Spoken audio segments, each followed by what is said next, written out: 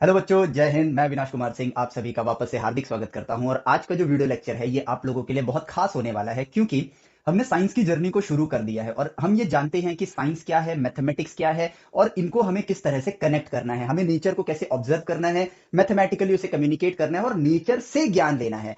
लेकिन इसके साथ साथ ना एक और इंपॉर्टेंट बात आती है, क्वेश्चंस। जो ये क्वेश्चंस हमारे पास आते हैं, इनको देख के अमूमन हमारा जो स्टडी के दौरान मेजॉरिटी फोकस होता है ना, वो क्वेश्चंस करने में होता है। उसके सॉल्यूशन तक पहुंचने के लिए टिप्स एंड ट्रिक्स में गुजर जाता है और क्वेश्चंस के जरिए ही कहीं ना कहीं हमारे ब्रेन में ना स्ट्रेस प्रोड्यूस होता है और ये मेजॉरिटी के साथ होता है और ये मेजॉरिटी 99% तक जाती है। तो ऐसा क्यों होता है और यहां पर हमें क्वेश्चंस को सॉल्व करने का राइट वे क्या है?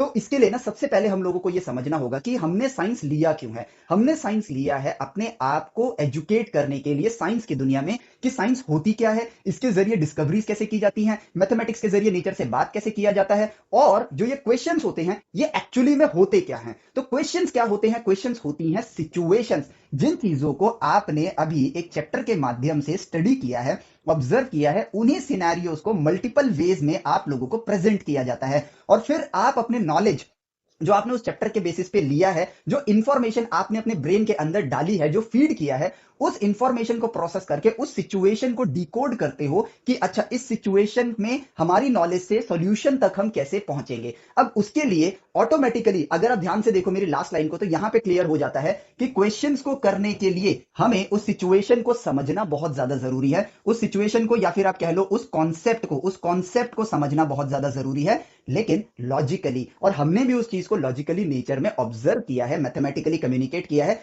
फिर नेचर से उसको समझा है। अगर मैं कहूं कि मैंने जस्ट एक फॉर्मूला याद कर लिया है, तो यहां पर मैंने उस चीज को समझा नहीं है। और क्यों नहीं समझा है? क्योंकि फॉर्मूलाज के जरिए हम तभी एक क्वेश्चन को कर पाएंगे जब क्वेश्चन डायरेक्टली फॉर्मूला बेस्ड हो। हम तभी उस सिनेरियो को कर पाएंगे, अदरवाइज हम अपने हथियार डाल देंगे, हम सरेंडर कर देंगे कि भाई ये क्वेश्चन बहुत हार्ड है। और यहां पर आप लोगों को मैंने कई वीडियोस में बताया है कि साइंस और मैथमेटिक्स कितनी हार्ड हो सकती है। वो सिर्फ इतनी हार्ड हो सकती है जितना हार्ड इस क्वेश्चन को सॉल्व करना है, जो कि देखो आपको दिख ही रहा है कि कितना हार्ड हुआ मेरे लिए इस क्वेश्चन को सॉल्व करना।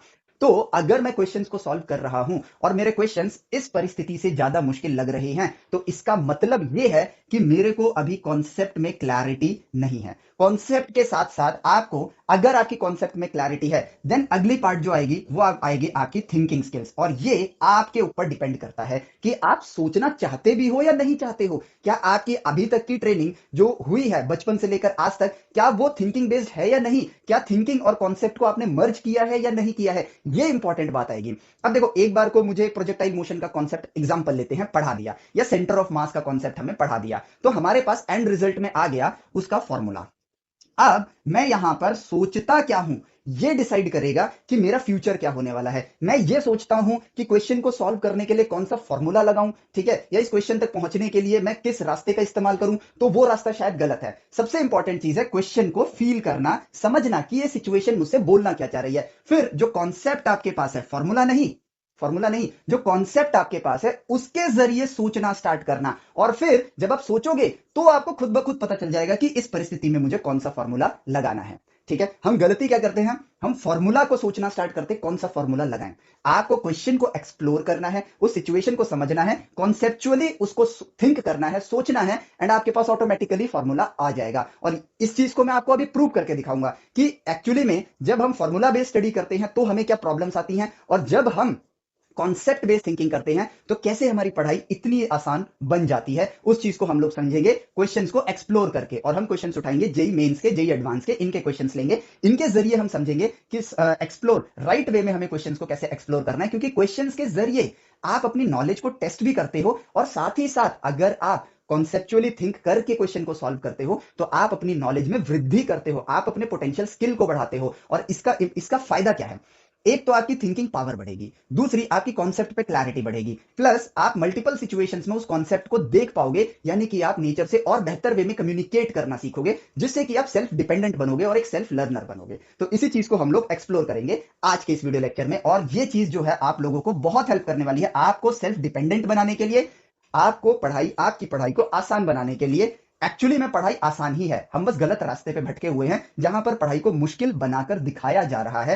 क्योंकि इस वक्त हम एजुकेशन को जॉब के लिए ट्रेन कर रहे हैं, जॉब आगे चल के आपकी जॉब लग जाए, लाइफ कट जाए, हम उस चीज के लिए एजुकेशन को मार्केट कर रहे हैं। लेकिन एजुकेशन एक ऐसा टूल है जिसके जरिए आप सुप्रीम पावर बन सकते हो अगर उसको राइट वे में लिया जाए तो। और एजुकेशन आप लोग ले रहे हो अपनी पोटेंशियल को इंक्रीज करने के लिए, एक भेड़ चाल को फॉलो करने के लिए नहीं। इसलिए हम क्वेश्चंस के जरिए भी ज्ञान हासिल करते हैं, बस हमें वो रास्ता नहीं पता है। और आज हम उसी रास्ते को एक्सप्लोर करेंगे और देखना आपके लिए पढ़ाई कितनी आसान हो जाएगी। तो यहां पर मैं स्क्रीन पर आपको क्वेश्चन लगा दूंगा, उस क्वेश्चन को आप एक बार रीड करना एंड देन उसके बाद हम उस क्वेश्चन को एक्सप्लोर करेंगे। ठीक है, सो ये देखो, आपका जो फर्स्ट क्वेश्चन है वो स्क्रीन पर है, मैं फटाफट इसको यहां लिख लेता हूं तब तक, और आप क्वेश्चन को रीड कर लो। अब क्वेश्चन ये कह रहा है कि आपको, और हाँ, इस क्वेश्चन को करने से पहले यहां पर तीन तरह की ऑडियंस हो सकती है, एक जो अभी अभी 11th में आई है, एक जो 12th में है, एक जो ड्रॉपर हो सकती है, मतलब उन्होंने 12th भी पास कर लिया है। तो ड्रॉपर के लिए शायद जो मैं अभी लिखूंगा वो समझना थोड़ा इजी होगा, और क्योंकि मैं 11th का क्वेश्चन ले रहा हूं जेई मेन से, तो आपके 12th वालों के लिए भी समझ आ जाएगा, 11th वालों के लिए भी वो समझ आ जाएगा। लेकिन यहां पर मुद्दा क्वेश्चन सॉल्व करना नहीं है, इसलिए 11th वाले बच्चे जो अभी अभी जस्ट 11th में आए हैं, ठीक है, तो वो इस बात की टेंशन ना ले कि हमें तो क्वेश्चन अभी समझ ही नहीं आएगा क्योंकि हमने वो चैप्टर एक्सप्लोर ही नहीं किया है। लेकिन मुद्दा अगेन क्यों क्यों देखना है आपको, क्योंकि मुद्दा यहां पर क्वेश्चन सॉल्व करना नहीं है, क्वेश्चन के जरिए ज्ञान लेना है। इसलिए आप इस क्वेश्चन को देखो और फिर हम इस चीज को एक्सप्लोर करेंगे इन अ राइट वे। तो अब देखो, यहां पर है हमारे पास, हमें बताना है, रेंज बतानी है फंक्शन की, रेंज बतानी है फंक्शन की, जो कि फंक्शन है आपके पास x square plus x plus two divided by x square plus x plus one. ठीक है, और यहां पर x आपका बिलोंग करता है रियल नंबर को, और यहां पे ऑप्शन है 1 टू इंफिनिटी, दूसरा ऑप्शन है 1 टू 11/7, तीसरा ऑप्शन है 1 टू 7/3, 7/3 आपका इंक्लूडेड है। ठीक है, और चौथा ऑप्शन है 1 टू 7/5।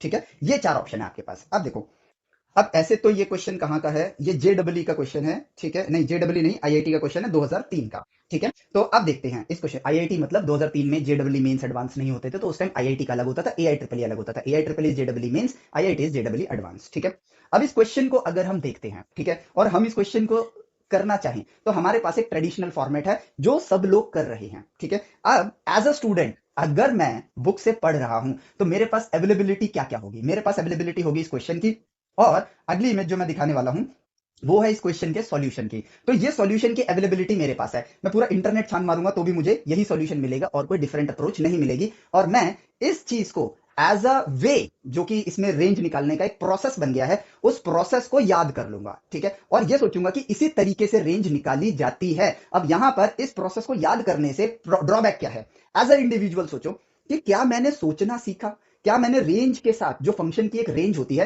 रेंज 11th वाले बच्चों के लिए मैं बता देता हूं, ये फंक्शन है, इसमें जब आप इनपुट देते हो तो आउटपुट एज अ वैल्यू आती है, तो वो वैल्यू कहां से कहां तक आती है उसी चीज को हम लोग रेंज कहते हैं, आउटपुट वैल्यू कहां से कहां तक आती है।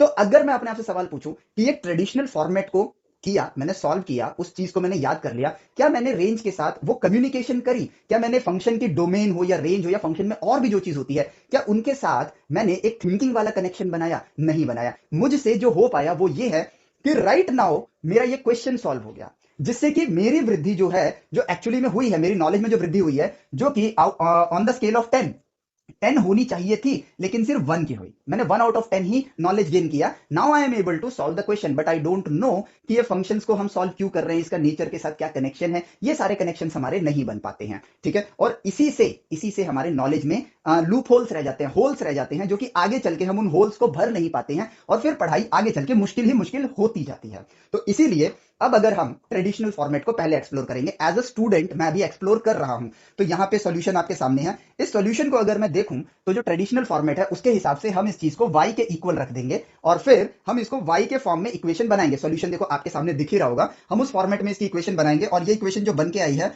वो ये बनकर आएगी x square y minus one plus x y minus one plus y minus two equal to zero. And then हम लोग क्या करेंगे इसमें, क्योंकि x रियल है और ये क्वाड्रेटिक इक्वेशन है, तो इसका जो डिस्क्रिमिनेंट होना चाहिए वो greater than equal to zero होना चाहिए, उसके बेसिस पर हमें सॉल्व करेंगे और हमें मिलेगा y 1 से लेकर 7/3 के रेंज में। सॉल्यूशन आपने देखा, एक लंबा लंबा सॉल्यूशन है, क्योंकि ये लिखा हुआ है इसलिए शॉर्ट लग रहा है, बट जब इसको सॉल्व करेंगे तो एक लंबा चौड़ा सॉल्यूशन बनेगा। इस प्रोसेस को आप पॉज करके पूरे सॉल्यूशन को एक बार जरूर अच्छे से रीड करो। ठीक है, रीड करो। लेकिन अब बात करते हैं अपने अपने ट्रू पोटेंशियल को बाहर निकालने के लिए, राइट वे में इस क्वेश्चन को एक्सप्लोर करने के लिए। ठीक है, अब मैं ये नहीं कह रहा हूं कि ये वे गलत है, ये भी एक राइट वे है, लेकिन हमारे पास एक वे अवेलेबल है, तो उसकी वजह से अगर हम सोचना छोड़ दें तो फिर हम कभी इवॉल्व नहीं करते हैं। और जब हम इवॉल्व नहीं करते हैं ना, तो हमारा ब्रेन जो है नई इंफॉर्मेशन गैदर नहीं करता है। जब हम सोचते नहीं है तो कोई नई इंफॉर्मेशन को वो प्रोसेस नहीं करता है, या ओल्ड इंफॉर्मेशन को न्यू वे में प्रोसेस नहीं करता है, जिस वजह से हम इवॉल्व नहीं करते हैं। और हमारे स्किल्स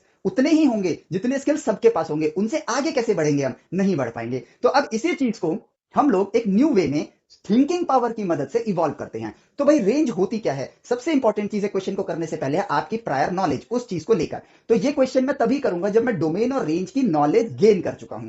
तो 11th वाले बच्चों के लिए रेंज क्या होती है, इस फंक्शन में जो मैं इनपुट दूंगा उसके बेसिस पर जो आउटपुट आएगा, तो वो आउटपुट किस नंबर से लेकर किस नंबर तक आएगा, वो सारे नंबर्स के सेट को ही हम लोग रेंज कहते हैं। ठीक है, तो अब अगर मैं इस परिस्थिति को देखूं, क्वेश्चन आर द सिचुएशन, तो इस सिचुएशन को देखूं तो ये दोनों फंक्शंस मुझे सिमिलर नजर आ रहे हैं। मतलब ये पूरा एक फंक्शन है, बट न्यूमरेटर और डिनोमिनेटर को देखूं तो ये दोनों सेम नजर आ रहे हैं, जिसको मैं क्या कर सकता हूं, x+1 whole divided by x square plus x plus one कर सकता हूं। और इनको अगर मैं ब्रैकेट में ले लूं तो स्प्लिट कर सकता हूं मैं अलग से। ये बन जाएगा 1 plus x square plus x plus one divided by, sorry यहां पर ये बन जाएगा x square plus x plus one divided by x square plus x plus one plus one upon में x square x plus one, जो कि ये दोनों सेम है तो ये दोनों डिवाइड होकर वन बन जाएंगे। सो फाइनल रिजल्ट आएगा 1 प्लस वन अपॉन में x square plus x plus one. ठीक है, ट्रेडिशनल वे हमने देख लिया है, हर जगह हम इसी तरीके से पढ़ रहे हैं और पढ़ा भी रहे हैं। लेकिन अब हमने क्या किया है, हमने इस फंक्शन को सिंगुलैरिटी दे दिया। मतलब न्यूमरेटर डिनोमिनेटर में फंक्शन था,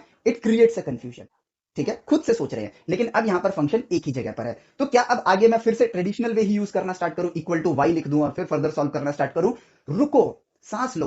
आप अभी एग्जाम नहीं दे रहे हो, इस वक्त आप सीख रहे हो। और अगर सीख रहे हो और उस सीखने के दौरान आप सोचोगे नहीं, तो आप कुछ नया नहीं सीखोगे। और जो पुराना भी सीख रहे हो ना, उसमें भी थिंकिंग को ऐड नहीं किया है, तो कभी आपका ब्रेन मल्टीपल डेटा को प्रोसेस करके एक नई चीज डिस्कवर नहीं कर पाएगा। सो स्टार्ट थिंकिंग कि यार ये क्या है, ये तो वो क्वाड्रेटिक, ये क्या है? अगर मैं इस चीज को देखूं तो ये क्वाड्रेटिक इक्वेशन है, जो कि मैंने 10th ग्रेड में पढ़ी है। ठीक है, और अगर मैं इस इक्वेशन को देखता हूं तो यहां पर मैं क्या जानता हूं कि यार x में वैल्यू दूंगा, x की वैल्यू रखूंगा, उसके हिसाब से एक आउटपुट आएगा। और अगर उस आउटपुट को देखूं तो मैं ये जानता हूं, ये प्रोसेस इस क्वेश्चन को करने से पहले मैं नॉलेज ले चुका हूं कि एक क्वाड्रेटिक इक्वेशन का जो ग्राफ होता है वो इस तरीके से होता है। वो दो बार एक्स एक्सिस को टच करता है, अगर दो बार करता है तो उसके दो रूट्स होंगे, अगर सिर्फ एक बार करता है तो उसका एक रूट होगा, और अगर एक बार भी नहीं करता तो उसके जीरो रूट्स होंगे। As simple as that. ठीक है, तो ये क्वाड्रेटिक इक्वेशन है, इसमें जब मैं वैल्यूज डालूंगा तो उसके हिसाब से आउटपुट आएगा। और क्वाड्रेटिक इक्वेशन में वैल्यूज हमेशा बढ़ती रहती हैं, क्वाड्रेटिक इक्वेशन में वैल्यूज बढ़ती रहती हैं। और अगर इसके आगे नेगेटिव लगा होता तो यही कर्व आपका ठीक उल्टा होता, इस तरीके से होता। ठीक है, तो उसमें वैल्यूज आपकी नेगेटिव में बढ़ती रहेंगी। और ये वो ज्ञान है जो मैंने चैप्टर को पढ़ते वक्त लिया था 10th ग्रेड में। ठीक है, अब नहीं लिया तो हमें लेना पड़ेगा।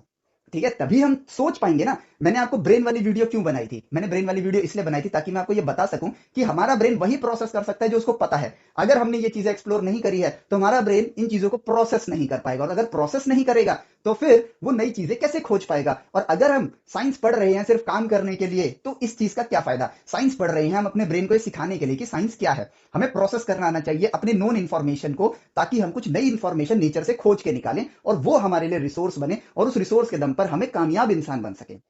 ठीक है, तो अब अगर मैं इस पार्ट को देखूं, इस क्वाड्रेटिक इक्वेशन के पार्ट को देखूं, तो मैं यहां क्या करता हूं, 10th ग्रेड में जो मैंने सीखा है कि मैं इसका परफेक्ट स्क्वायर बना देता हूं। तो मैं यहां पर क्या करता हूं, एक्स स्क्वायर है प्लस एक्स है। ठीक है, परफेक्ट स्क्वायर बनाने के लिए एक्स के आगे जो कॉफिशियंट है, ठीक है, उसको देखेंगे, जो कि यहां पर 1 है। अगर मैं a प्लस बी का होल स्क्वायर देखूं तो ये आएगा a square plus b square plus 2ab। ठीक है, एक्स स्क्वायर। ठीक है, और यहां पर मेरे पास जैसे ए स्क्वायर है और 2ab है, तो अगर मैं एक्स को देखूं तो मैं लिख सकता हूं 2/2x, जो कि बन जाएगा 2 इंटू 1/2x, ऐसे लिख दिया। तो यहां पर 1/2 के स्क्वायर को ऐड करता हूं, 1/4 माइनस 1/4। ये प्रोसेस कब सीखा है? 10th ग्रेड में सीखा है। ठीक है, जिससे कि ये वाला हिस्सा x square plus x plus 1/4 बचा ये और ये, तो ये बन जाएगा 1 माइनस 1/4, आपका क्या बन जाएगा? 3/4। तो यहां पर 3/4 आ गया, और ये क्या बन गया? एक परफेक्ट स्क्वायर, जो कि क्या है आपके लिए? एक्स प्लस 1/2 का होल स्क्वायर प्लस 3/4। अब इस चीज से मैंने क्या देखा कि यार इसकी मिनिमम वैल्यू क्या हो सकती है? Minimum value. ठीक है, मिनिमम वैल्यू क्यों देखी मैंने? सवाल ये नहीं है कि मैंने बोल दिया कि आपने मिनिमम वैल्यू देखना है, तो आपको सोचना होगा। ठीक है, यहीं पर जब हम ज्ञान ले रहे हैं ना, तो उसी के साथ साथ हमें सोचने का काम कंटिन्यूअसली करना है। मैंने बोल दिया मिनिमम वैल्यू देखनी है, ठीक है, लेकिन क्यों देखनी है?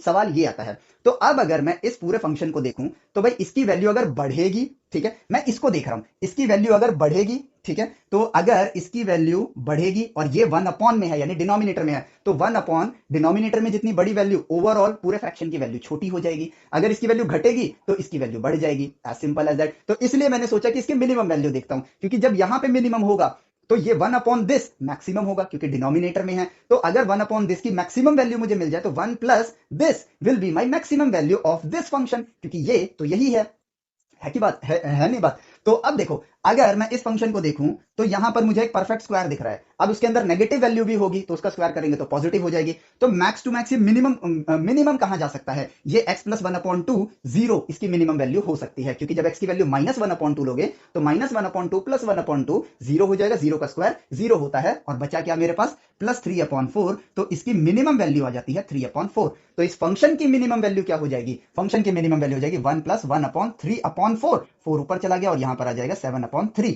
यस, और इसकी मिनिमम वैल्यू आपकी क्लोज्ड रेंज में आएगी। क्यों, क्योंकि यहां पर जब आप x की वैल्यू -1/2 डालोगे तो आपको मिलेगा यहां पर टोटल वैल्यू जो मिलेगी वो मिलेगी 7/3। अब डायरेक्टली वैसे तो ऑप्शन में देख सकते हैं 7/3 एक ही जगह पर है, ठीक है, तो यहां से भी हम, लेकिन अभी नहीं, अभी हम क्वेश्चन एक्सप्लोर कर रहे हैं, सिर्फ क्वेश्चन को सॉल्व करना हमारा मुद्दा नहीं है। हालांकि हम इसी चीज का यूज करके इस ऑप्शन को टिक कर सकते हैं, but still we are learner right now, हम अभी एग्जाम नहीं दे रहे हैं, ठीक है। तो अब इसकी मिनिमम वैल्यू अगर ये है, ठीक है, और इस चीज को अगर मैं देखूं, इस क्वाड्रेटिक इक्वेशन को सिर्फ डिनोमिनेटर को देखूं, तो भाई इसकी वैल्यू चाहे माइनस में ले जाओ, रिजल्ट स्क्वायर है तो प्लस होगा, ऑब्वियस सी बात है, इसका रिजल्ट क्या होगा, पॉजिटिव होगा। पॉजिटिव प्लस पॉजिटिव पॉजिटिव, तो ये हमेशा पॉजिटिव रहने वाला है, यस और नो, पॉजिटिव रहने वाला है। एक्स की वैल्यू जैसे जैसे बढ़ती जाएगी इसकी वैल्यू बढ़ती जाएगी, एक्स की वैल्यू इन्फिनिटी पे ले जाओ इसकी वैल्यू इन्फिनिटी पे जाएगी। तो डिनोमिनेटर जैसे जैसे बड़ा होता जाएगा ये पूरा पार्ट ऑटोमेटिकली क्या होता जाएगा, आपका छोटा होता जाएगा। और जब ये छोटा होता जाएगा तो कहां तक छोटा होगा, ये वाला पार्ट आपका क्लियरली दिख रहा है कि जब इंफिनिटी तक जाएगा तो डिनोमिनेटर भी आपका इंफिनिटी तक जाएगा, और 1 अपॉन इंफिनिटी यानी छोटा होते होते होते होते ये कहां अप्रोच कर रहा है, जीरो को अप्रोच कर रहा है, यस और नो। तो अगर 1 plus 1 upon approaching toward zero, it means sorry sorry sorry माफ करना, ये इंफिनिटी को अप्रोच कर रहा है, ठीक है, तो ये इंफिनिटी को अप्रोच कर रहा है, तो ये पूरा किधर अप्रोच करेगा, जीरो, बिकॉज 1 अपॉन इंफिनिटी क्या होता है, जीरो होता है। तो यहां पर पूरी वैल्यू किसको अप्रोच करेगी, ये जीरो को अप्रोच कर रहा है रेशियो, और 1 प्लस जीरो को अप्रोच करने वाली वैल्यू यानी कि ये 1 को अप्रोच कर रही है, यानी कि 1 तक ये पहुंचेगा नहीं, क्योंकि इंफिनिटी तक हम नहीं पहुंच सकते तो हम 1 तक नहीं पहुंच सकते, इसलिए 1 को एक्सक्लूड कर दिया। और इसकी जो दूसरी वैल्यू है वो कहां है, 7/3 है, और वो इंक्लूडेड है, ये इंक्लूड वाला ब्रैकेट, ये एक्सक्लूड वाला ब्रैकेट। सो इसकी वैल्यू 1 से लेकर 7/3 तक 1 को इंक्लूड किए बिना, और ये देखो क्वेश्चन आपका सॉल्व हो गया। ट्रेडिशनल फॉर्मेट में याद कर रहे हैं हम लोग, प्रोसेस याद कर रहे हैं, और वो प्रोसेस याद करने में हम बस ये सोचते हैं कि प्लस माइनस की गड़बड़ी ना हो, और उसी क्वेश्चन को अगर डिफरेंट वे में प्रेजेंट कर दिया तो हम उस प्रोसेस को भी लगा नहीं पाते हैं। अब इस तरह से सोच के सीखने से एक्चुअली में अगर आप देखोगे ना तो ये प्रोसेस को अगर आप कंपेयर करोगे तो उसके कंपैरिजन में ये बहुत ईजी है। प्लस इससे आपने सोचना सीखा, और साथ ही साथ कहते हैं ना, जब आप सोचोगे ना तो आप कुछ नई चीज डिस्कवर भी करोगे। अगर आप इस स्क्वायरिंग वाले प्रोसेस को ध्यान से देखो तो क्वाड्रेटिक इक्वेशन के अंदर आपने एक नई चीज खोज ली है जो कि आपको पता ही नहीं है, लेकिन अब मैं आपको बताने वाला हूं कि हमने क्या खोज लिया है। अगर a x square plus b x plus c यानी कि क्वाड्रेटिक इक्वेशन है, उसका हमने परफेक्ट स्क्वायर किया, ठीक है, जो कि कुछ भी बन जाएगा, x प्लस यहां पे मैं अल्फा लिख देता हूं, अल्फा का होल स्क्वायर, प्लस में यहां पे बीटा लिख देता हूं, ठीक है।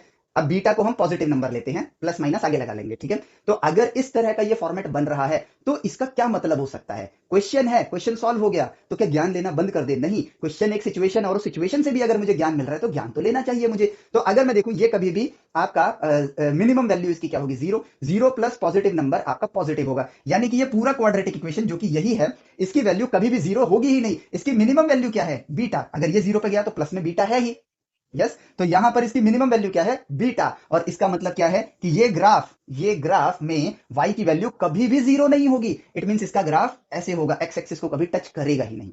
अगर आप परफेक्ट स्क्वायर बना रहे हो और यहां पर बीटा आए ही ना परफेक्ट स्क्वायर बनाने में, इसका मतलब क्या है, ये ग्राफ सिर्फ एक्स एक्सिस को एक पॉइंट पे टच कर रहा है। क्यों, क्योंकि इसकी वैल्यू सिर्फ एक ही बार जीरो होगी। ये क्या है, y इज इक्वल टू ही तो है, y is equal to this function, तो ये क्या होगा, एक बार टच करेगा। और अगर माइनस बीटा आ जाए, इसका मतलब क्या है कि इसकी मिनिमम वैल्यू क्या हो सकती है, नेगेटिव में जाएगी, यानी कि ये y एक्सिस है, y की वैल्यू नेगेटिव में जा रही है, और अगर y नेगेटिव में गया है तो सोचो इस ग्राफ में y की जब x का जब ये इनपुट है तो y का ये इनपुट है, x का जब ये इनपुट है तो y का ये इनपुट है, x का जब ये इनपुट है तो y की वैल्यू जीरो है, लेकिन x के इस इनपुट पर y नेगेटिव आ रहा है। तो इट मींस आप पॉजिटिव से नेगेटिव में अगर जाओगे तो जीरो को टच करोगे, और जब वापस से नेगेटिव से पॉजिटिव में जाओगे तो जीरो को क्रॉस करोगे। इसका मतलब इस केस में इसके टू रूट्स होंगे। लो भाई हो गया सॉल्व, काम खत्म। और इस चीज से हमारे लिए रूट्स को स्टडी करना, रूट्स को समझना और ये डिसाइड करना कि फंक्शन के कितने रूट होंगे, एक नए प्रोसेस को हमने खुद ढूंढ लिया। ऐसे ही हमें क्वेश्चंस को एक्सप्लोर करके पढ़ना है, क्वेश्चंस के जरिए भी ज्ञान लेना है, क्योंकि नई परिस्थिति, सेम कॉन्सेप्ट को आप एक परिस्थिति में लगाने जा रहे हो। कॉन्सेप्ट को समझने के दौरान आपने कुछ परिस्थितियों को ऑब्जर्व किया, लेकिन क्वेश्चंस आपको उसी चीज को समझने के लिए और नई परिस्थितियां दे रहा है और नई सिचुएशंस दे रहा है। And this is how we should have to study. और इसका बेनिफिट ये मिलता है कि हमारे लिए क्वेश्चंस करना एक्चुअली में आसान होता है, हमारी सोचने की क्षमता बढ़ती है और हमारा लेवल जेडब्ल्यू के लेवल से ऊपर जाता है। और हमें अपने आप को एज अ इंडिविजुअल इवॉल्व करना है। हम पढ़ लिख के भी अगर कुछ ना कर पाए तो उस पढ़ाई लिखाई का कोई फायदा नहीं है। तो अपने समय को हम बचा सकते हैं, हम डिसाइड कर लें कि हमें भेड़ चाल चलनी है या फिर हमें पढ़ के इवॉल्व करना है। और कोई भी अपना लॉस करना चाहता ही नहीं है, सब इवॉल्व करना चाहते हैं। तो पढ़ो थिंकिंग के साथ, कॉन्सेप्चुअली सोच के क्वेश्चन को करना है। क्वेश्चन के अंदर कौन सा फॉर्मूला लगाऊं ये सोच के नहीं करना है। एक पैटर्न बना है क्वेश्चन करने का, बस उसी पैटर्न को फॉलो करते रहना ये नहीं है। आपके पास 2 साल का एक लंबा वक्त है, उस लंबे वक्त को ऐसा मत सोचो कि सिलेबस 4 साल का है 2 साल में कवर कर रहे हो। मैं यहां ऑन कैमरा बोल रहा हूं कि अगर सही से पढ़ा जाए तो सिलेबस आपका सिर्फ 6 से 9 महीने के बीच का है, 11th 12th मिला के। अगर थिंकिंग के साथ पढ़ोगे तो, क्योंकि तब आप क्यूरियस होगे, तब आपका मोटिवेशन इंटरनल होगा, तब आपको मोटिवेट करना नहीं पड़ेगा पढ़ने के लिए, तब आप खुद से मोटिवेटेड हो। और जब आप सेल्फ मोटिवेशन ले आते हो ना, तब आप खुद ब खुद चीजों को एक्सप्लोर करना स्टार्ट करते हो। और जब आप एक्सप्लोर करोगे तो नेचर आपको कुछ ना कुछ दिखाएगा, सिखाएगा। और वही चीज तो हमें सीखनी है। साइंटिस्ट होना कोई डेजिग्नेशन नहीं है, कोई डिग्री नहीं है। The one who can talk to nature, जो नेचर से बात कर सकता है और नेचर को जान सकता है उससे बात करके, उसी को वैज्ञानिक बोलते हैं, उसी को इंजीनियर बोलते हैं। और जब नेचर को जान के कोई चीज, नई चीज बना देता है जो इस दुनिया में एग्जिस्ट नहीं करती है, उसी को इंजीनियर कहते हैं। इंजीनियरिंग की डिग्री लेके एक ऑफिस में बैठ के काम करना is not engineering, it is an diploma. और ये फैक्ट है। अगर डेफिनेशन में जाओगे ना इंजीनियरिंग की, तो इंजीनियरिंग का मतलब होता है कि नेचर के लॉस को समझ के ऐसी चीजें बनाना जो इस दुनिया में एग्जिस्ट नहीं करती हैं। जैसे एक जमाने में टेलीविजन एग्जिस्ट नहीं करता था, मोबाइल एग्जिस्ट नहीं करता था, तो जिन लोगों ने नेचर को समझ के इन टेक्नोलॉजीज को क्रिएट किया है वो इंजीनियर्स है। अब आज उसी टीवी को बनाने का, उसी मोबाइल को बनाने के, जैसे मान लो इलेक्ट्रॉनिक्स एंड कम्युनिकेशन इंजीनियरिंग करी मैंने और मैं उस मोबाइल को बनाना सीख गया, और अब मैं जो कंपनी मोबाइल बना रही है उस कंपनी के लिए मोबाइल बना रहा हूं, तो that is not engineering, that is called diploma. आपने एक प्रोसेस को सीखा और उस प्रोसेस पे काम कर रहे हो। इंजीनियर्स आप कैसे बनोगे? मान लो मोबाइल आ चुकी है, ठीक है, मान लो 5G नेटवर्क चल रहा है अभी, ठीक है, जो कि बहुत हाई स्पीड डेटा देता है। लेकिन अब आप सीख रहे हो, आपने 1G 2G 3G 4G के इवोल्यूशन को पढ़ा, समझा, सीखा, और डेटा पैकेट्स कैसे एक जगह से दूसरी जगह तक जा रहे हैं उस चीज को समझा, और उसी ज्ञान का इस्तेमाल करके उस इंफॉर्मेशन को अपने ब्रेन में प्रोसेस करके उसी चीज को और हाई स्पीड से कैसे ट्रांसफर किया जाए बिटवीन टू डिवाइसेस, ठीक है, तो आपने 6G को खोज दिया। आपने वो टेक्नोलॉजी को समझ लिया। अब आपने जब उस टेक्नोलॉजी को क्रिएट किया, now you will be called as an engineer, तब आप इंजीनियर कहलाओगे। तो इस बात को समझो कि हमें पढ़ना क्यों है, हमें क्वेश्चंस के जरिए भी ज्ञान लेना है, ठीक है। अब देखो, अब मैं आपको एक दूसरा क्वेश्चन दिखाता हूं, और ये क्वेश्चन मैंने इसलिए लिया था क्योंकि ये भी one of the popular question है जेई के लिए, ठीक है। और जो अगला क्वेश्चन ले रहा हूं ये तो और भी ज्यादा पॉपुलर है, और इसके साथ मैं आप लोगों को कुछ और बातें भी बताना चाहूंगा जो कि आपको समझनी होंगी, ताकि आप स्ट्रेस में ना आओ। तो स्ट्रेस में ना आने के लिए सबसे पहले हम ये समझते हैं कि हम स्ट्रेस में आते क्यों हैं। जब हमारा ब्रेन, ये ब्रेन की साइंस बता रहा हूं मैं आपको, जब हमारा ब्रेन किसी इंफॉर्मेशन को कंक्लूजन तक नहीं ले जा पाता है, उसको कंक्लूड नहीं कर पाता है, ऑटोमेटिकली हमारे ब्रेन से ऐसे हार्मोन्स रिलीज होते हैं हमारी बॉडी में जो स्ट्रेस प्रोड्यूस करते हैं, जिसको आप शॉर्ट टर्म में नाम दे लो स्ट्रेस हार्मोन्स होते हैं। जैसे कि दो लोग बहस कर रहे हैं, ठीक है, वो अपनी जिद पे अड़ा है, ये बंदा अपनी जिद पे अड़ा है, तो इन दोनों को ही कंक्लूजन नहीं मिला। अब क्योंकि इनको कंक्लूजन नहीं मिला, तो बाय डिफॉल्ट इनके जो रिएक्शन होंगे वो चिड़चिड़ापन होगा, वो स्ट्रेसफुल होगा। लेकिन अगर दो लोग बात कर रहे हैं और वो दोनों एक दूसरे की बात को समझ भी रहे हैं और दोनों मिलकर कंक्लूजन तक पहुंचते भी हैं, उस केस में हमारा ब्रेन एक मतलब हैप्पी स्टेट में जाता है। आप ऐसा समझ लो हैप्पी हार्मोन्स निकल रहे होते हैं हमारी बॉडी के अंदर। तो जब हम पढ़ रहे हैं, हम जब पढ़ रहे हैं और हमारे पास कोई क्वेश्चन आता है और हम उस क्वेश्चन को देखते हैं और हम उसको प्रोसेस नहीं कर पाते हैं, तो हमें स्ट्रेस होता है। हम प्रोसेस क्यों नहीं कर पाते हैं? क्योंकि हम एक गलतियों की कतार में खड़े हैं। गलतियां क्यों? हमारा सिस्टम जो है वो गलतियां क्या कर रहा है? We are focusing more on questions. हमें ज्यादा से ज्यादा क्वेश्चंस करने हैं, बट हमें फोकस ज्ञान पे करना है। क्वेश्चंस बाद में आएगा, क्वेश्चंस आपके सेकंड नंबर पे आएगा। और जब आप क्वेश्चन कर रहे हो तो आपको उस क्वेश्चन को एक सिचुएशन की तरह लेना है, अपने ज्ञान को टेस्ट करना है कि मैं इस सिचुएशन को समझ पा रहा हूं या नहीं समझ पा रहा हूं, और क्या मैं अपना ज्ञान अप्लाई करके इस परिस्थिति को डिकोड कर पा रहा हूं या नहीं कर पा रहा हूं। अगर नहीं कर पा रहा हूं तो वापस मैं कॉन्सेप्ट को समझने की कोशिश करूंगा, क्वेश्चन में अपना सिर दर्द नहीं करना है।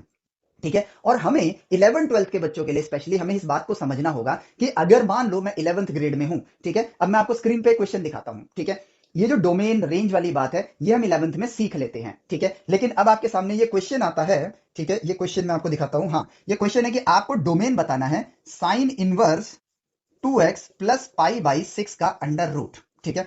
अब मान लो मैं एक स्टूडेंट हूं, मैंने अपनी एक किताब खोली जिसमें जेडब्ल्यू के क्वेश्चंस है, प्रीवियस ईयर क्वेश्चंस है, ठीक है। मुझे इस फंक्शन की डोमेन बतानी है, ठीक है। ये सिनेरियो मेरे पास आ गया। अब मैं 11th ग्रेड में हूं, ठीक है, पॉइंट को समझना, मैं 11th ग्रेड में हूं, मुझे डोमेन निकालने का कॉन्सेप्ट समझ आ गया है। लेकिन अब यहां पर अपने आप को भाई सही गाइडेंस, हम अपने आप को सही गाइडेंस खुद भी दे सकते हैं, और वो ये है कि यार अभी मैंने क्या इनवर्स ट्रिग्नोमेट्री पढ़ी है?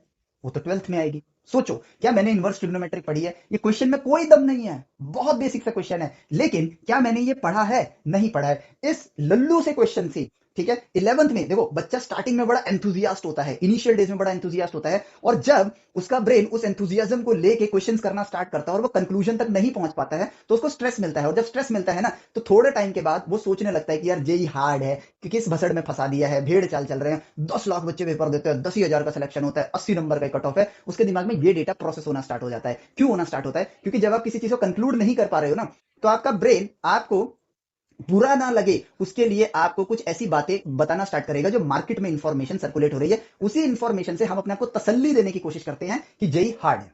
अब अगर मैं 11th में हूं और मैं अपने आप को राइट वे में गाइड कर रहा हूं, तो मैं अपने आप से बोलूंगा जस्ट होल्ड ऑन, इस क्वेश्चन को मैं यहां पे मार्क करके रखूंगा, मान लो ये क्वेश्चन है, इसको मैंने मार्क किया, जब इनवर्स ट्रिग्नोमेट्री पढ़ दूंगा तो क्या डोमेन वोमेन मुझे प्रैक्टिस नहीं करनी है? करनी है।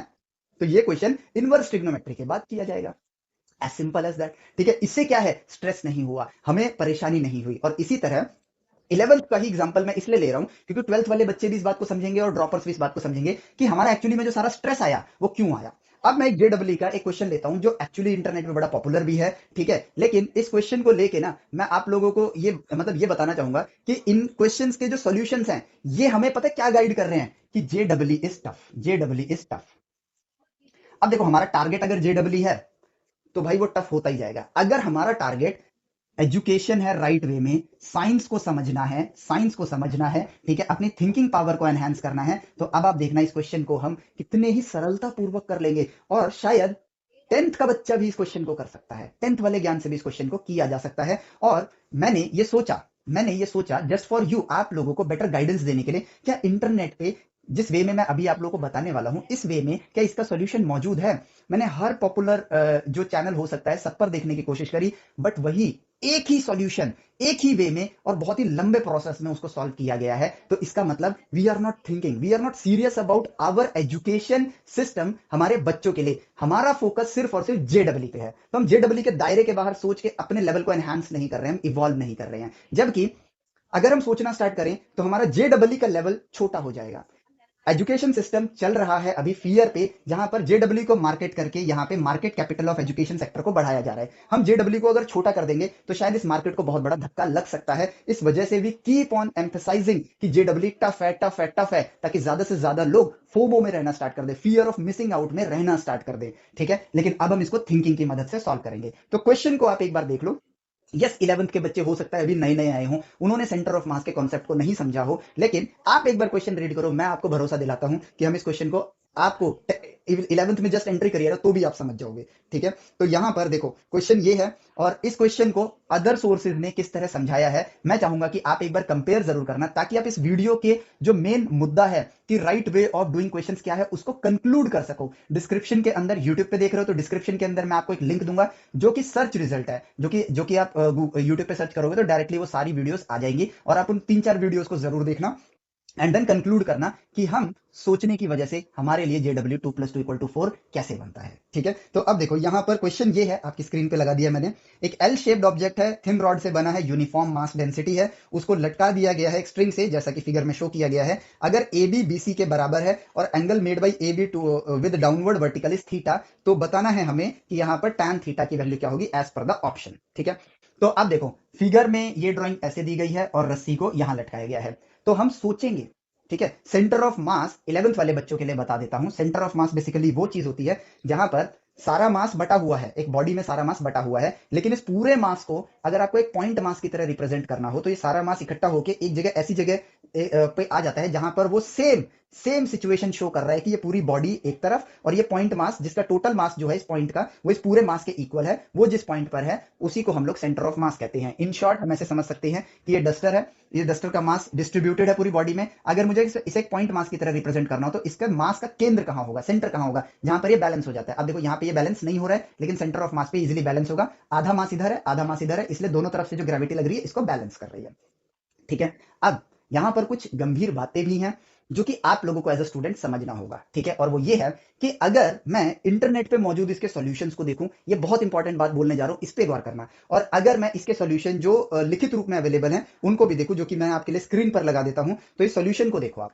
तो अगर मैं इस सॉल्यूशन को देखता हूं तो यहां पर मुझे क्लियरली नजर आ रहा है कि यहां पर टॉर्क का इस्तेमाल करके इस क्वेश्चन को सॉल्व किया गया है। ठीक है, और चीजों को बहुत शॉर्टकट में लिख दिया गया है, वो कैसे आए वो हमें नहीं बताया गया है इस सॉल्यूशन के अंदर, बट कोई बात नहीं, हम थिंकर हैं, हम सोचेंगे। तो और आप इसको इसको जानने के बाद अदर सोर्सेज की वीडियोस को जरूर देखना, ताकि आप इस चीज को लेकर देखो भाई आपकी लाइफ है, आपको ये डिसीजन अभी लेना होगा कि हमें किस तरह से पढ़ना है, भेड़ चाल फॉलो करनी है या सेल्फ लर्नर बनना है और चीजों को आसान बना के जेडब्ल्यू का लेवल छोटा करना है। हमें अपना लेवल जेडब्ल्यू से नीचे फियर में रहेंगे, हमेशा जेडब्ल्यू के नीचे दब के रहेंगे, हम जेडब्ल्यू से ऊपर जा सकते हैं। और अगर हम जेडब्ल्यू के ऊपर गए और हमें यह सोचना होगा कि भाई अभी आप 11th 12th पढ़ रहे हो, it is just the beginning, अगर आपके लिए ये हार्ड हो गया तो इंजीनियरिंग या बीएससी वो तो सुपर हार्ड हो जाएगी, एमएससी या एमटेक ये तो हो ही नहीं सकता है, पीएचडी उसके लिए तो हम लायक ही नहीं है, ऐसा ही सोचोगे ना। इसीलिए तो हमारा देश पीछे जा रहा है, हम थिंकर्स प्रोड्यूस नहीं कर रहे हैं और हमें थिंकर्स प्रोड्यूस करने हैं ताकि वो ऐसे रिसोर्सेज को नेचर से ढूंढें जो कि आज तक ढूंढा नहीं गया है। ठीक है, अब चलो, एक यूनिफॉर्म बॉडी है जैसा कि हमने क्वेश्चन को देखा, अगर वो यूनिफॉर्म बॉडी है यानी कि ये इस तरीके से है, ये ऐसे है, ठीक है, ये यूनिफॉर्म बॉडी है, इसकी लंबाई और इसकी लंबाई बराबर है। तो अगर एक लकड़ी का मैं डंडा ले लेता हूं, उसमें मास जो है बराबर फैला हुआ है, तो उसका केंद्र कहां होगा, 10th ग्रेड के हिसाब से सोचो, उसके सेंटर पे ही होगा। ठीक है, तो अगर मैं सिर्फ इस लकड़ी को देखूं या इस रॉड को देखूं तो इसका केंद्र कहां होगा, इसके सेंटर पे होगा। इस लकड़ी को देखूं तो इसका केंद्र कहां होगा, इसके सेंटर पे होगा। ठीक है, और अब इन दोनों को मैं गायब कर देता हूं। इस पूरी लकड़ी का मास अगर m है और इस पूरी लकड़ी का मास या रॉड का मास अगर m है, तो मैं इसको रिप्रेजेंट कर सकता हूं कि m मास यहां पर है और m मास यहां पर है।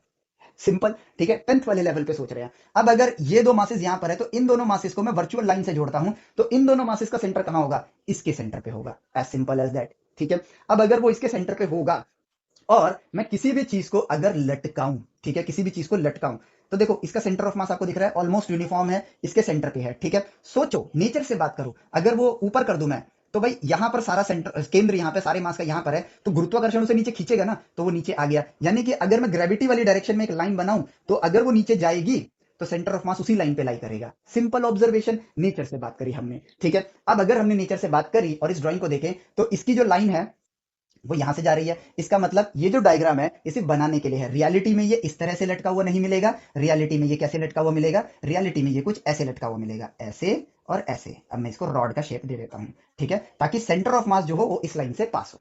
ठीक है, तो अब देखो, अब मैं क्या करता हूं, मैं सिंपली इस चीज को उठाता हूं और ऐसे प्रोजेक्ट करता हूं अपने सामने इस तरीके से। ठीक है, इस तरीके से प्रोजेक्ट करता हूं, इसकी लेंथ एल है, ठीक है, इसकी लेंथ एल है। ठीक है, दोनों का मास इस रॉड का एम एम है, तो इसका सेंटर ऑफ मास कहां है, यहां पर है, जो कि ऑब्वियसली सेंटर में होगा, तो ये डिस्टेंस क्या हो गया, L/2, और इसका मास यहां पर है, सेंटर पे है, तो यहां से यहां तक का डिस्टेंस क्या होगा, L/2, उसका हाफ हो जाएगा। अब अगर इन दोनों को मैं इन दोनों का सेंटर ऑफ मास निकालूं तो वो कहां मिलेगा, यहां पर मिलेगा, जो कि अगर मैं y डायरेक्शन में देखूं तो इन दोनों के बीच में होना चाहिए, यानी कि यहां पे, और x डायरेक्शन में देखूं तो इन दोनों के बीच में होना चाहिए, यानी कि यहां पर। तो ये L/2 का भी मिड पॉइंट है, तो ये लेंथ कितनी हो जाएगी, L/4। सिमिलरली ये लेंथ कितनी हो जाएगी, L/4। अगर मैं यहाँ पे देखने के लिए अपना एक फ्रेम ऑफ रेफरेंस बना लेता हूं, तो भाई सेंटर ऑफ मास का कोऑर्डिनेट क्या है, x में L/4 और y में L/4, काम खत्म। और अब क्योंकि जिस रस्सी पे लटका हुआ है, अगर वर्टिकल डाउनवर्ड डायरेक्शन में जाए तो सेंटर ऑफ मास वही लाई करना चाहिए, यस और नो। ठीक है, तो इसी फिगर को अब यहां प्रोजेक्ट करते हैं, इसका सेंटर ऑफ मास यहां पर है, जो कि यहां से उस पूरी बॉडी का सेंटर ऑफ मास, ठीक है, यहां से L/4 पर है और यहां से भी L/4 डिस्टेंस पर है। तो ये देखो यहां पर आपका सेंटर ऑफ मास आ गया, एग्जैक्टली ये रहा। तो अब इसी को देख लो आप, यहां पर भी देख लो कि रस्सी सीधी जा रही है, तो यहां से रस्सी ऐसे आ रही है और यहां से सेंटर ऑफ मास से पास कर रही है। और अगर ये कर रही है, ये लेंथ L/4 है, आपको क्या बताना है, आपको tan थीटा बताना है। थीटा क्या है, ये वाला एंगल है। ठीक है, डन। तो अगर ये लेंथ L/4 है, सिंपल, तो ये लेंथ कितनी होगी? पूरी लेंथ L है, उसमें से L/4 माइनस करो, 3L/4, और ये लेंथ आपको देखो दिख ही रही है, L/4 है, L/4। अब व्हाट इज दिस? अपनी बेसिक मैथमेटिक्स पे जाओ जो 10th में सीखी है आपने और वो क्या है?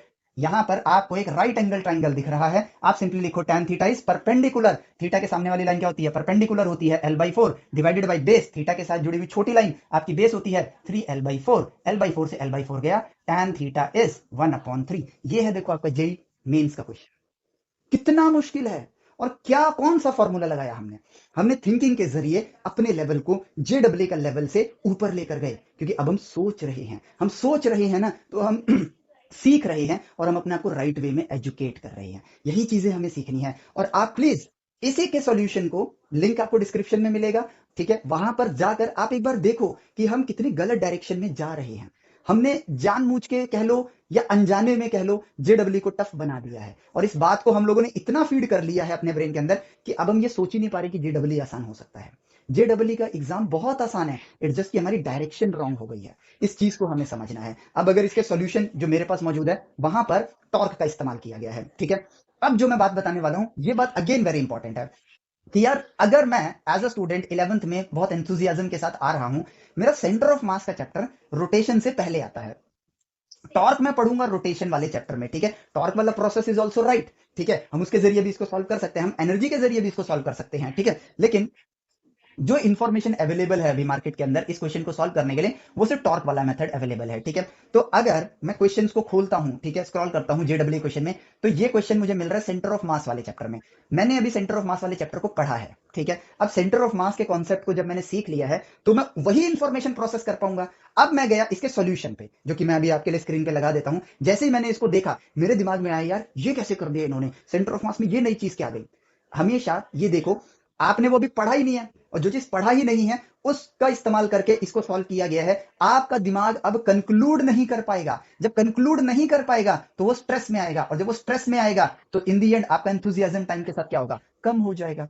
तो अब लेकिन आप अपने आप को गाइड करो कि यार अगर ये सेंटर ऑफ मास का क्वेश्चन है, सेंटर ऑफ मास की इंफॉर्मेशन मैंने ले रखी है, तो क्या उसकी मदद से ही सॉल्व नहीं कर सकता हूं? और यहां पर हमने क्या किया? सेंटर ऑफ मास के ही कॉन्सेप्ट का यूज किया, ठीक है। और क्वेश्चन एक्चुअली में कितना इजी था। 10th लेवल के हिसाब से सोचो कि यार इसका मास इसके केंद्र पे, क्योंकि यूनिफॉर्म है, इसका मास इसके केंद्र पे और इन दोनों का मास उनके सेंटर पे। बेसिक ज्योमेट्री का इस्तेमाल किया, जो कि हम 9th 10th में सीख चुके होते हैं, जिससे मुझे उसके केंद्र की लोकेशन मिल गई। और सीधी सी बात, जब आप किसी चीज को लटकाओगे तो वर्टिकल लाइन पे सेंटर ऑफ मास लाई करेगा, डेफिनेटली लाई करेगा। और इसी चीज से हमने सेंटर ऑफ मास ढूंढ लिया, और इससे ये क्वेश्चन कितनी आसानी से सॉल्व हो गया। और दूसरी तरफ मैं अगर मैं देखूं अदर सॉल्यूशंस को, देखूं क्या लंबी चौड़ी कैलकुलेशन चल रही है, जिसमें 99% चीजें सर के ऊपर से जा रही हैं, और उसमें हम लोग रोटेशन के टॉर्क का यूज कर रहे हैं। उसको सीख जाएंगे तो उसको भी अप्लाई कर लेंगे आसानी से। लेकिन क्योंकि अभी मैंने सेंटर ऑफ मास ही पढ़ा और मैं टॉर्क वाला सॉल्यूशन देख रहा हूं, तो मैं डेफिनेटली कंफ्यूज होऊंगा, और जब कंफ्यूज होऊंगा तो कंक्लूड नहीं करूंगा, और कंक्लूड नहीं कर पाऊंगा तो मुझे लगेगा कि जेडब्ल्यू टफ है, साइंस टफ है। मैंने साइंस इंजॉय करने के लिए लिया था, बट अब साइंस मुझे स्ट्रेस दे रहा है, और इसी वजह से हमारी पढ़ाई क्या होनी स्टार्ट हो जाएगी? मुश्किल होनी स्टार्ट हो जाएगी। और हम इन दी एंड बस ये सोचेंगे, अरे सबका थोड़ी होता है, जिसका हो रहा है हो गया, ठीक है, वो तो 10 साल से पढ़ रहा है, ये कर रहा है वो कर रहा है, इस तरह के एक्सक्यूजेस देके आगे बढ़ जाएंगे। मैंने एक बुक पढ़ी है यू कैन विन, जिसके अंदर लिखा है लूजर्स गिव एक्सक्यूजेस, और हम उसी कैटेगरी में आ जाएंगे इन चीजों की वजह से, जिसमें गलती आपकी नहीं है, गलती इस एजुकेशन सिस्टम की है। ये बात मैं दिल से बोल सकता हूं, क्योंकि मुझे पता है कि आप लोग तो सीखने आए हो, हमें सिखाना है, और इस गलती को देख के हमारा फर्ज ये बनता है कि हम इस गलती को ठीक करें, लेकिन हमने कभी इस गलती को ऑब्जर्व किया ही नहीं है, और इसी वजह से हम स्ट्रेसफुल हो रहे हैं। अब मैं आपको दिखाता हूं कि जब आप सोच के सीखते हो, जैसे फंक्शन वाले क्वेश्चन में जब हमने सोचा तो हमें एक नई ज्ञान मिला। अब इस तरह से जब हमने सोचा तो हमें एक और नया ज्ञान मिला। खैर ये जो डायरी है ये यूनिफॉर्मली डिस्ट्रीब्यूटेड है, लेकिन मैंने इस पे क्या किया, क्लास को लटका दिया। अब सोचो कि हम पूरी 11th 12th में हैं, अगर मासेस को देखते हैं, हमारे सवाल आते हैं वो यूनिफॉर्म बॉडी के लाते हैं, बट इसको अगर मैं देखूं तो ये नॉन यूनिफॉर्म है, ठीक है, नॉन यूनिफॉर्म है। और रियलिटी में आपकी बॉडीज हो गई, जैसे कार हो गई आपकी, या एरोप्लेन हो गया, जहां सेंटर ऑफ मास की बहुत ज्यादा इंपॉर्टेंस होती है, रॉकेट हो गया, सेंटर ऑफ मास की बहुत ज्यादा इंपॉर्टेंस होती है, कार में भी सेंटर ऑफ मास की बहुत ज्यादा इंपॉर्टेंस होती है, बोट के अंदर सेंटर ऑफ मास की बहुत ज्यादा इंपॉर्टेंस होती है, जो बड़े बड़े टाइटेनिक जैसे जहाज होते हैं उनके अंदर। तो सेंटर ऑफ मास ऐसे नॉन यूनिफॉर्म बॉडी के कैसे निकालते हैं? क्या वो फॉर्मूला यूज करते हैं? Obviously no. कैसे निकालोगे इतने सारे अनगिनत कंपोनेंट्स का, मतलब होते हैं लाखों में कंपोनेंट्स होते हैं, सबका मास अलग अलग है, इतनी ज्यादा वेरिएशन है, कैसे निकालोगे? तो सिंपल सी चीज आती है कि नेचर से बात करो, सोल्यूशन देगा। तो नेचर से हमने यहाँ पर क्या बात करी कि यार कोई भी बॉडी होगी वो वर्टिकल से, अगर आप किसी भी पॉइंट से पकड़ोगे, ये गिर ना जाए बस, टेप से चिपका रखा है, तो वर्टिकल से उसकी जो लाइन है, वर्टिकल से centre of mass vertical line पे ही लाई करेगा। तो अब देखो, सोचो, इसी चीज से हमें कितना बड़ा ज्ञान मिला। ये वेरिएबल मास है, देखो प्लास्टिक है, उसके अंदर लोहा है, यहाँ पर लोहा है, और बुक आपका पेपर से बना हुआ है, ठीक है। सो एक लाइन मैंने ड्रॉ करी, ये रही। अब मैंने उसको दूसरे लोकेशन से पकड़ लिया, ठीक है, फिर बैलेंस किया, ये लाइन बनी। तो अगर इस लाइन को देखें, ठीक है, एक बार को मैं बना ही लेता हूं, ठीक है, ऐसे किया मैंने, और वर्टिकल लाइन बनाता हूं, यहां गया, और फिर यहां से पकड़ता हूं मैं, ऑब्वियसली सेंटर ऑफ मास ठीक उसके नीचे ही होगा, और मैं यहां से वर्टिकल लाइन बनाता हूं, जहां पर ये दोनों क्रॉस हो गए, जहां पर ये दोनों देखो क्रॉस हो गए, ये रहा इस बॉडी का centre of mass. And now I am learning more than my book.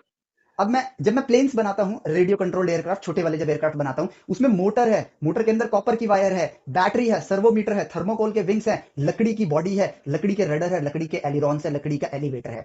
Variable मास है, कैसे निकालता हूं? नोज को, नोज जो उसका मेन प्रोपेलर पार्ट होता है उसको बांध के प्लेन को लटका देता हूं, विंग्स के एंड पे वापस से रस्सी को बांध के लटका देता हूं, लाइन बनाता हूं, सेंटर ऑफ मास मिल जाता है। और प्लेन में सेंटर ऑफ मास का पता होना बहुत ज्यादा जरूरी होता है। And that is how we can calculate the centre of mass of variable masses. ये तो पढ़ाया ही नहीं जा रहा है हमें, लेकिन फिर भी हमने सीख लिया। क्यों? क्योंकि हम नेचर से बात कर रहे हैं। इस तरह से अगर हम क्वेश्चन सॉल्व करेंगे तो हम लर्निंग भी लेंगे क्वेश्चंस के जरिए, और हमें पढ़ने में मजा आएगा, सेल्फ मोटिवेशन मिलेगा। आपको कोई जबरदस्ती नहीं कर सकता है किसी भी काम के लिए, लेकिन अगर आप वो काम खुद से करना चाहते हो तो आपको कोई रोक भी नहीं सकता है उस काम के लिए। और अगर आप सीख रहे हो तो आपको कभी भी एंजाइटी होगी ही नहीं, कभी स्ट्रेस आएगा ही नहीं, कभी डिप्रेशन होगा ही नहीं। और जब होगा ही नहीं तो आप खुद ब खुद क्यूरियस हो वो काम करने के लिए। क्यों? जब ये चीजें नहीं आती हैं, एंजाइटी, डिप्रेशन, स्ट्रेस, तो इसका मतलब हमें मजा आ रहा है। अगर ये नहीं आ रहा तो क्या आ रहा है? मजा आ रहा है। और मजा आ रहा है तो हम खुद से कर रहे हैं, और जब हम खुद से कर रहे हैं तो कोई हमें रोक ही नहीं सकता है। और जब हमने सारा ज्ञान ले लिया है, जेडब्ल्यू के क्वेश्चन कितने आसान हो गए, हम कर लेंगे, निकाल लेंगे, ठीक है भाई। 1 साल 2 साल का टाइम है, 1 साल में मैक्सिमम, अगर आपने 11th 12th पढ़ के ड्रॉपर हो तब 6 महीने में चीजों कंप्लीट कर सकते हो। 6 महीने अपनी स्पीड बढ़ाने के लिए प्रैक्टिस कर लेना कॉन्सेप्चुअली, ठीक है। और अगर आप 11th में हो, स्टार्टिंग में हो, थोड़ा पेस स्लो होगा, क्योंकि बहुत सी चीजें ऐसी आएंगी जो बाद में पढ़ाई जाएंगी, जैसे साइन इनवर्स वाला एग्जांपल दिखाया था। बट स्टिल आप 9 से 10 महीने में आराम से 11th 12th कंप्लीट कर सकते हो। उसके बाद रिमेनिंग टाइम प्रैक्टिस करके अपनी स्पीड बढ़ा लेना, और एक्स्ट्रा पढ़ना, ताकि जेडब्ल्यू का लेवल कम हो जाए। अपने आप को इवॉल्व करना है। हम धरती पे पैदा एक एग्जाम क्लियर करके एक जॉब को ग्रहण करने के लिए नहीं हुए हैं। हम धरती पे पैदा हुए हैं जिंदगी जीने के लिए, और जीने के लिए ना कामयाब इंसान बनना पड़ेगा। और ये जो रास्ता होगा ना, ये जो जर्नी होगी कामयाब इंसान बनने की, वो भी मजेदार होनी चाहिए। वो स्ट्रेस से भर गई तो हम कामयाब बनने का रास्ता ही छोड़ देंगे, हम जीवन काटने का रास्ता ढूंढने लगेंगे। ये बात हमको फील करनी है। इसलिए क्वेश्चंस को एक्सप्लोर करो, उसमें अपनी थिंकिंग को डालो कॉन्सेप्ट के साथ। फॉर्मूला अपने आप मिल जाएगा क्या लगाना है, ठीक है, क्योंकि formulas are and result, they are not, मतलब उसको कह लो इनिशियल पार्ट नहीं है, वो एंड रिजल्ट है। और आपको सीखनी है साइंस, और आपको ये जानना है कि साइंस एक एडवेंचरस पाथ है। उस पाथ को मुझे एडवेंचरस बोल दिया है, इसका मतलब वो इंजॉयबल है। मुझे साइंस को एक रफ राइड नहीं बनानी है जिसमें मैं उससे ऊब जाऊं, उससे मैं दूर भागना स्टार्ट करूं। हमारी ह्यूमन ब्रेन की नेसेसिटी, मतलब हैबिट कह लो, जो चीज उसको पसंद आने लगती है ना, वो उसके पीछे पड़ जाता है। जो चीज उसको इरिटेट करने लगती है, स्ट्रेस देना स्टार्ट करती है, फिर वो उससे दूर भागना स्टार्ट करता है। और ये बाय डिफॉल्ट ब्रेन की हमारी हैबिट है। तो इस चीज को हम अगर अप्लाई करेंगे, पढ़ाई आसान हो जाएगी, एज सिंपल एज दैट। तो यही चीज आप करना स्टार्ट करो, ठीक है, इसी तरह एक्सप्लोर करो। अब स्टेम वेदास एप्लीकेशन पे आप लोग क्वेश्चंस को कैसे पूछोगे? जब आप एक्सप्लोर कर रहे होगे और आपको कोई उसका लॉजिकल रीजन नहीं समझ आ रहा होगा, जस्ट आप क्वेश्चन को शेयर करोगे, आपका एक भी क्वेश्चन अनआंसर्ड नहीं जाएगा। हाँ, अगर आप 11th में हो, ठीक है, मींस मैं आप लोगों को फॉल्स गाइडेंस नहीं दूंगा कभी भी। मान लो आप 11th में हो, आपने जैसे साइन इनवर्स वाला क्वेश्चन है, इस तरह का क्वेश्चन पूछा, ठीक है, उसका सॉल्यूशन मैं बनाऊंगा, लेकिन उसके साथ साथ मैं एक डिस्क्लेमर भी डाल दूंगा कि इस क्वेश्चन को समझने के लिए आपको इस चैप्टर को समझना होगा जो कि अभी आपने नहीं पढ़ा है। तो ये आप सिर्फ अपने डेटाबेस में रखो, और उसके बाद इस चीज को जब वो पढ़ लोगे तब इस सॉल्यूशन को एक्सप्लोर करोगे तो आपको समझ आएगा, ठीक है। इसीलिए स्टेम वेदास एप्लीकेशन में चीजें सीक्वेंस में डाली हैं। कुछ चीजें आपको ऐसी लगेंगी कि यार मैं तो अभी शुरू कर रहा हूं, जैसे मान लो एग्जांपल दूं, मैं फंक्शन पढ़ रहा हूं, फंक्शन के चैप्टर में ये 12th वाला फंक्शन क्यों आ गया? वो इसलिए आ गया क्योंकि देखो एक मोमेंटम है, फंक्शन की कंटिन्यूटी ब्रेक होगी। 12th में जब आप फंक्शन पढ़ोगे तो यहां से पढ़ने, ये पहला चैप्टर है, 12th में पहला चैप्टर है, तो इट मीन इनके बीच में 11 महीने का गैप है। वो कंटिन्यूटी ब्रेक होने की वजह से 12th में आप सोचोगे यार कौन जाएगा वापस से 11th की फंक्शन रिवाइज करने के लिए, जैसा चल रहा है चलने दो। ट्रिग्नोमेट्री है, inverse trigonometry, they are connected. Again एक 11th में है, एक 12th में है, 11-12 महीने का गैप आ गया।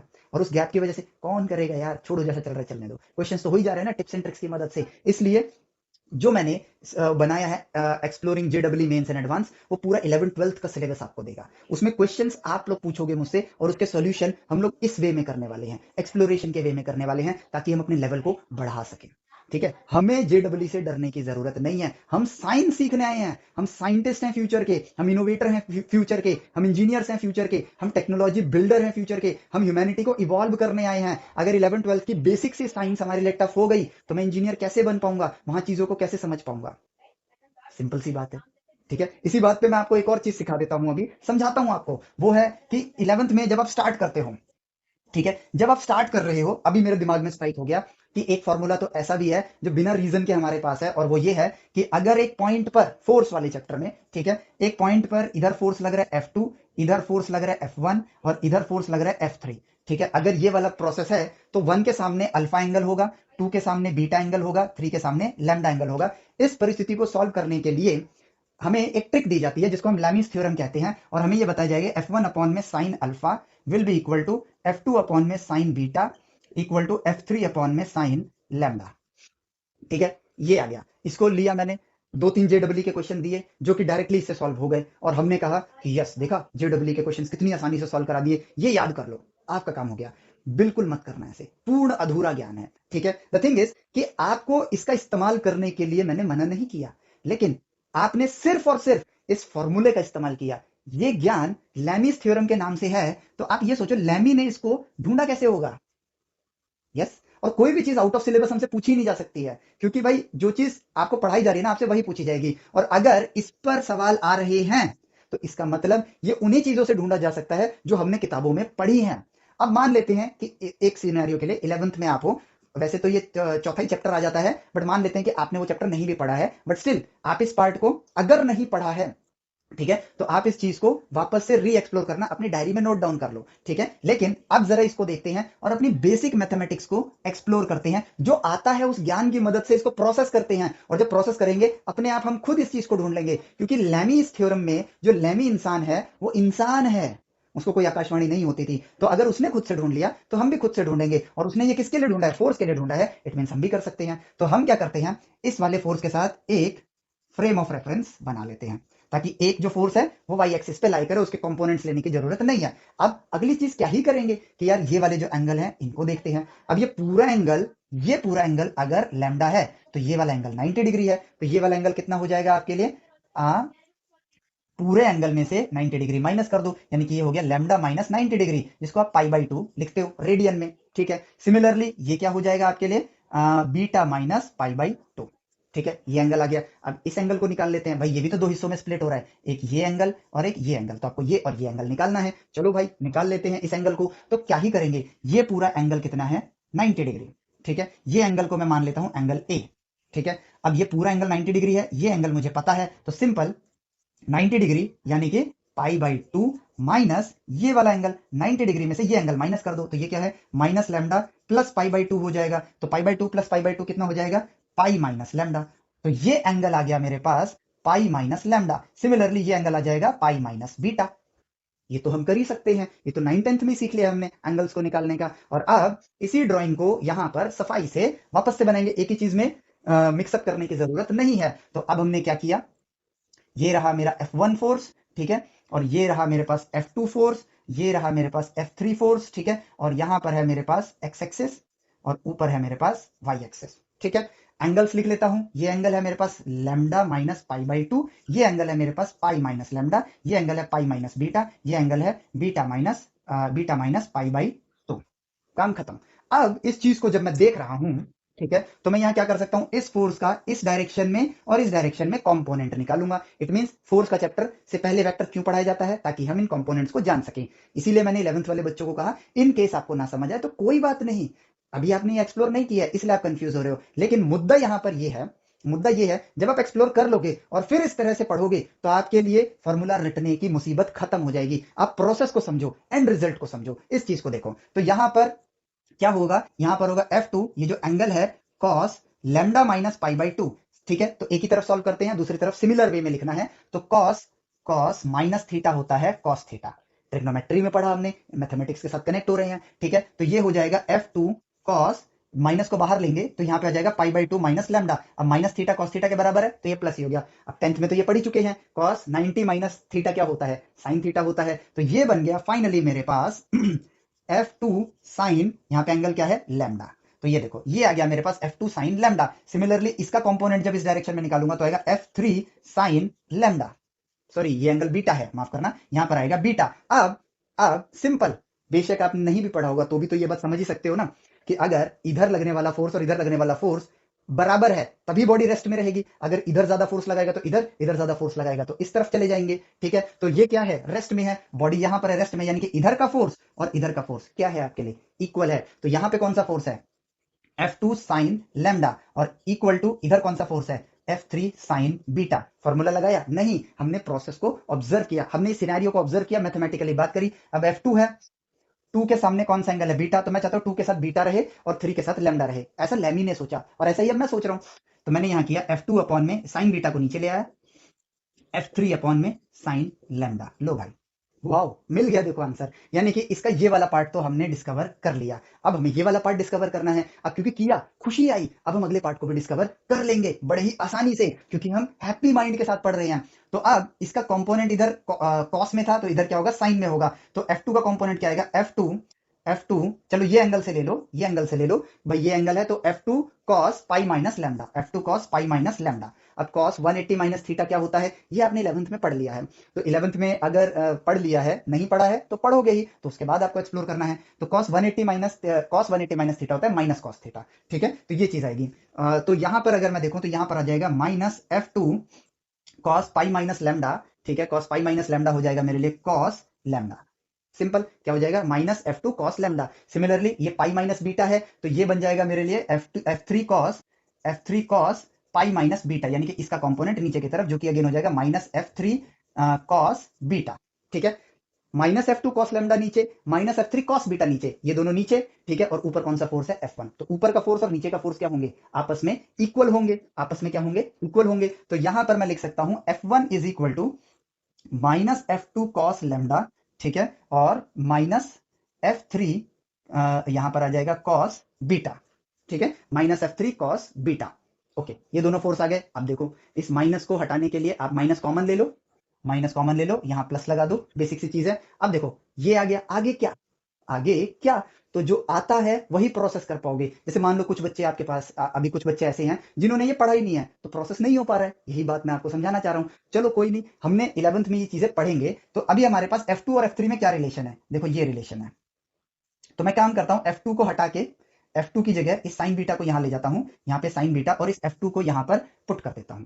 ठीक है, जो आता है वही कर रहे हैं। और जब मैंने इसको यहां पुट कर दिया, जब मैंने इसको यहां पुट कर दिया तो देखो क्या मिलेगा मुझे, F1 इक्वल्स माइनस F2 की जगह मैं लिखूंगा F3 साइन बीटा अपॉन में sine lambda plus F3 cos beta. ठीक है, अब इसको यहां से मल्टीप्लाई कर देते हैं और कॉमन डिनोमिनेटर ले लेते हैं। ठीक है, और यहां पर कॉस लैम्डा भी है, कॉस लैम्डा। ठीक है, और यहां पर साइन लैम्डा से मल्टीप्लाई कर देते हैं और ये कॉमन डिनोमिनेटर हो गया, बेसिक मैथमेटिक्स। ठीक है, तो F1 is equal to minus F3 बचेगा क्या, यहां पर F3 कॉमन ले लिया, sine beta cos lambda plus cos beta sine lambda divided by sine lambda. अब 11th में ही ये चीज पढ़ोगे, sine A cos B plus cos A sine B is equal to sine A plus B. तो ये बन जाएगा साइन बीटा प्लस लैम्डा। ठीक है, अब साइन बीटा प्लस लैम्डा, चलो नेचर को ऑब्जर्व करो, alpha plus beta plus lambda is equal to, ये क्या होगा आपके लिए, 2 पाई के इक्वल होगा। देखो अल्फा बीटा लैम्डा पूरा 360 घूम गए आ गया आपके पास। तो यहां पर आपके लिए बीटा प्लस लैम्डा क्या हो जाएगा, 2 पाई माइनस अल्फा। और यहां पर आपके लिए क्या है, साइन लगा हुआ है, ये बन जाएगा आपके लिए साइन बीटा प्लस लैम्डा। तो इधर भी साइन लगा दो, sine 360 minus alpha, sine 360 minus theta, वो क्या होता है आपके लिए, फोर्थ क्वाड्रेंट में आता है, यानी कि वो बन जाएगा माइनस साइन अल्फा। है सिंपल एज दैट। तो ये देखो क्या बना, F1 is equal to minus F3 multiply minus sine alpha बन गया, ये बन गया minus sine alpha divided by sine lambda. तो माइनस माइनस हो गया प्लस, इसको इधर ही छोड़ो, साइन अल्फा को इसके नीचे ले आओ, साइन अल्फा यहां से हटा दो। F1 अपॉन में sine alpha is equal to F3 upon में साइन लैम्डा, F3 अपॉन में साइन लैम्डा इसके इक्वल है और F3 अपॉन में साइन लैम्डा इसके इक्वल है, यानी कि ये और ये आपस में इक्वल है। लो भाई, डिस्कवरी हो गई। अब मेरे पास ज्ञान है, अब इस परिस्थिति से जुड़ी कोई चीज आएगी जहां ऐसे फॉर्मूले अप्लाई नहीं हो रहे हैं, मान लो, ठीक है, फॉर्मूले डायरेक्ट अप्लाई नहीं हो रहे क्योंकि उन्होंने फॉर्मूला बेस्ड क्वेश्चन नहीं पूछा है, लेकिन क्योंकि मैं थिंकर हूं, मैं सोचूंगा, मैं अभी पेपर नहीं दे रहा हूं ना, मैं अभी लर्निंग ले, तो मैं इस तरीके से ऑब्जर्व करके एक सेल्फ लर्नर बनूंगा, और जब ऐसी चीजें खोजना स्टार्ट करूंगा मुझे मजा आएगा, और जब मुझे मजा आएगा तो जेडब्ल्यू आसान हो जाएगी, है कि नहीं है? तो इस बात को समझो, ठीक है? तो ये जो वीडियो है इसलिए आप लोगों के लिए इंपॉर्टेंट है, और आप लोगों से मुझे एक हेल्प चाहिए कि आप लोग ज्यादा से ज्यादा लोगों को इस बात को, इस स्टेम वेदास के एप्लीकेशन को और यूट्यूब चैनल को शेयर करो, क्योंकि मैं अपने नेशन को इवॉल्व करना है। स्टेम वेदास का टारगेट एडमिशंस नहीं है, स्टेम वेदास का टारगेट है नेशन का इवोल्यूशन, स्टेम वेदास का टारगेट है राइट वे ऑफ एजुकेशन को प्रमोट करना, एडमिशंस के इन लेवल्स को स्टेम वेदास कम करना चाहता है, कि ये जेडब्ल्यू का ये जो फोमो है, इस फोमो से इंडिया को बाहर निकालना चाहता है। इसीलिए मैं आप सबको वेलकम करना चाहता हूं स्टेम वेदास में, आओ इस कम्युनिटी का पार्ट बनो, अपने क्वेश्चंस दो,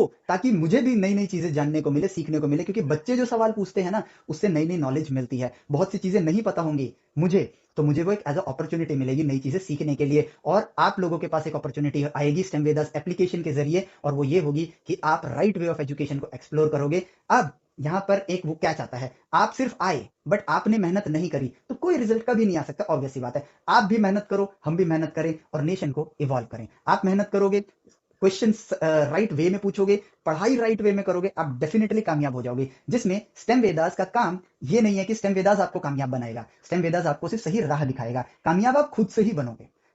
कामयाबी जो होती है ना, वो उसी बंदे से आती है जो उसके लिए मेहनत कर रहा है, उससे नहीं आती जिससे वो सीख रहा है। अगर मैंने बताया सही रास्ता ये है और आप उस पर चले ही नहीं, तो कामयाबी आई नहीं आई, लेकिन आपने चले उस रास्ते पे, मेहनत किया, तो हमारा योगदान है राह दिखाने का। चला तो आपने ही ना, लर्निंग आप ही ने लेना, जिसके जिससे भला किसका हुआ, उस इंडिविजुअल का जिसने उस रास्ते पे चलना तय किया और अपने आप को इवॉल्व किया। अब क्योंकि टारगेट हमारा नेशन है, तो हम जेडब्ल्यू से ऊपर वर्क कर रहे हैं, और हम उसी से नेशन को जब इवॉल्व करेंगे तो पूरी ह्यूमैनिटी का फायदा होगा। साइंस एग्जाम्स के लिए नहीं ली है हमने, साइंस ली है साइंस के लिए, साइंस के एडवेंचर का इंजॉयमेंट करने के लिए, ऐसी चीजों को समझने के लिए जो अमूमन समझ नहीं आती हैं। एक वेव के अंदर जो एनर्जी ट्रांसफर हो रही है, कैसे हो रही है, ये इक्वेशन से हो रही है नहीं, जब इंसान ने उस एनर्जी के फ्लो को समझा तब जाके वो इक्वेशन आई है। हम इक्वेशन से उस वेव को समझने की कोशिश कर रहे हैं, जो कि गलत है। समझ सकते हो, पूर्ण ज्ञान नहीं मिलेगा, अधूरा ज्ञान मिलेगा, जिससे कंक्लूजन नहीं मिलेगा, और कंक्लूजन नहीं मिलेगा दिमाग स्टक कर जाएगा। ठीक है? सो ज्यादा से ज्यादा अपने दोस्तों को शेयर करो, अगर आपको लगता है कि मैंने आपको सही नॉलेज दी है तो, और स्टेम विदास के एप्लीकेशन को डाउनलोड करो। इनिशियल डेज हैं अभी, ये वीडियो मैं अप्रैल मंथ में बना रहा हूँ, इनिशियल डेज हैं, मिलते हैं साथ में, पढ़ते हैं साथ में, इंडिया को इवॉल्व करते हैं साथ में। ठीक है? सो इस वीडियो को यहाँ पर एंड करते हैं, मिलते हैं आपसे किसी नेक्स्ट लेक्चर में। Till then take care, bye bye, जय हिंद।